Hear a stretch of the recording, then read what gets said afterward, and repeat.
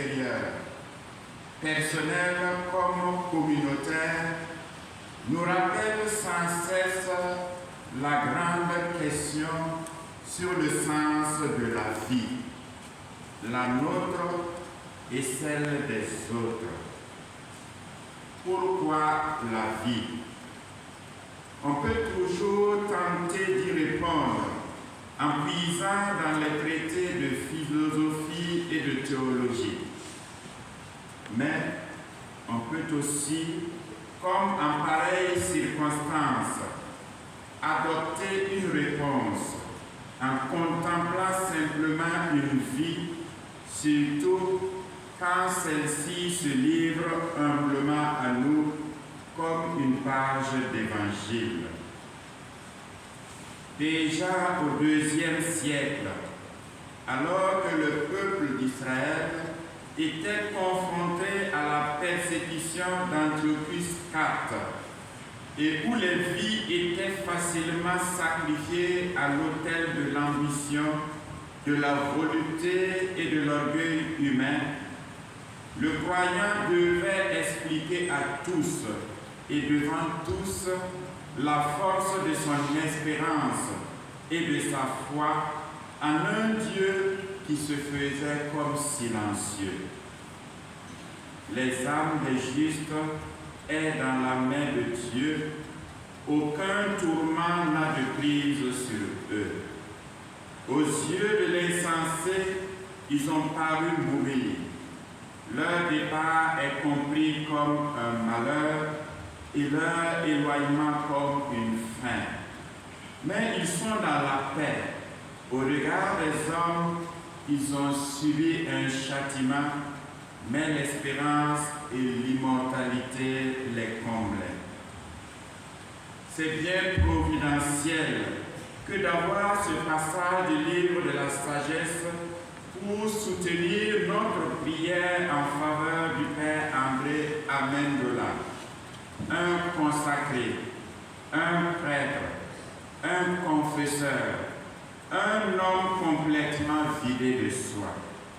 Disons, un personnage dont la vie apparaît comme une perte de rêve de jeunesse, perte d'ambition de carrière, perte de première place, perte de temps au confessionnal, disons, une mort à la chair de la vie. Aux yeux des insensés, cela semble une perte. Insensé est celui qui est sage aux yeux des hommes du monde, qui amasse du bien matériel en vue de ses vieux jours ou pour la joie de posséder, quand cela n'est pas l'orgueil de le montrer. Insensé est celui qui ne compte que sur ses propres forces et talents et méprise les dons et le nom de Dieu. Insensé est celui qui s'imagine que ses actes terrestres sont sans répercussion sur sa vie éternelle.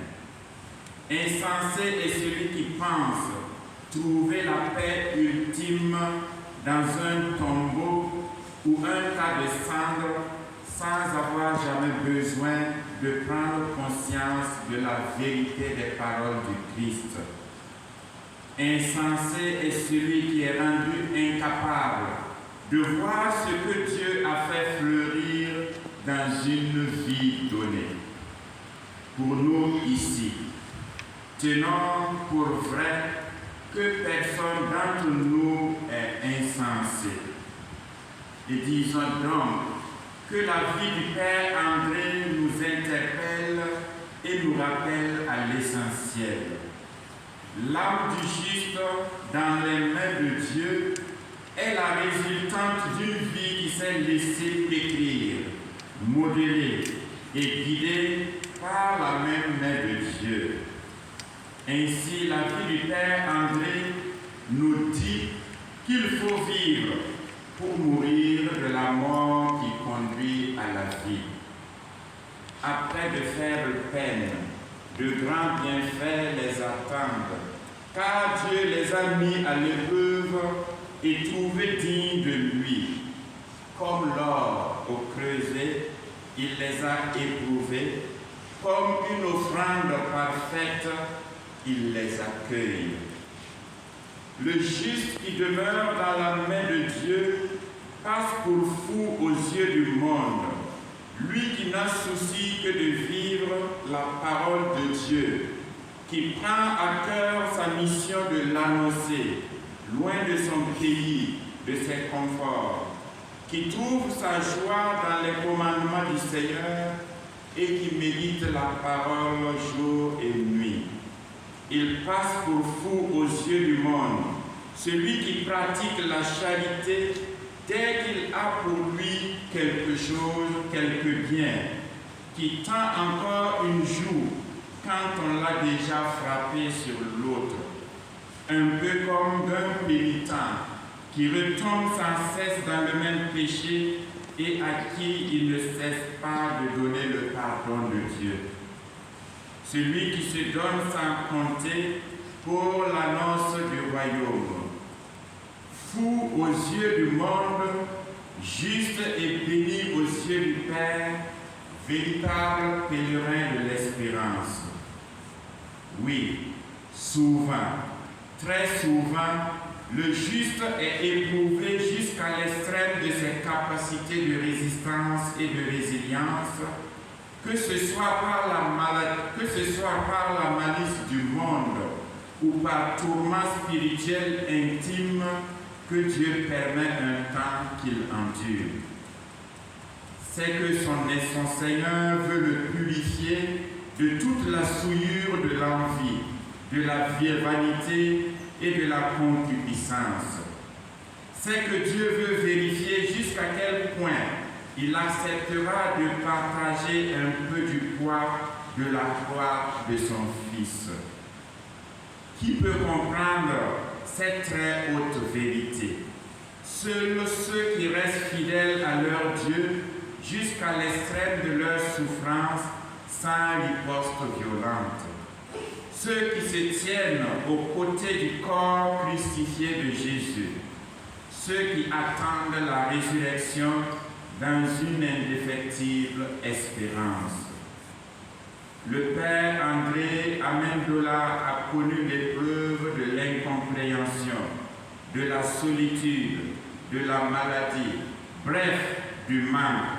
Mais tout cela a contribué à faire de lui un véritable pèlerin de l'espérance. Qui nous séparera de l'amour du Christ? Ne disait-il pas le 30 novembre 2023, « Maintenant, je suis en marche vers le paradis », et de répéter en ces jours qui étaient ces derniers, « Si le Seigneur ne vient pas me chercher, c'est parce qu'il trouve que je ne suis pas encore juste. » Ah, fidèle serviteur, que le Maître est venu chercher en ce premier jour du mois de mai, mois de Marie, à la fête de l'homme silencieux et obéissant Saint Joseph travailleur.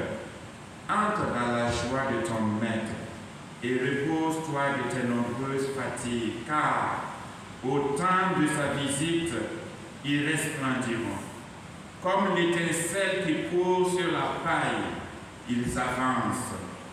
Ils jugeront les nations, ils auront pouvoir sur les peuples, et le Seigneur règnera sur eux pour les siècles. Qui met en lui sa foi comprendra la vérité. Ceux qui sont fidèles resteront dans l'amour près de lui. Pour ses amis, grâce et miséricorde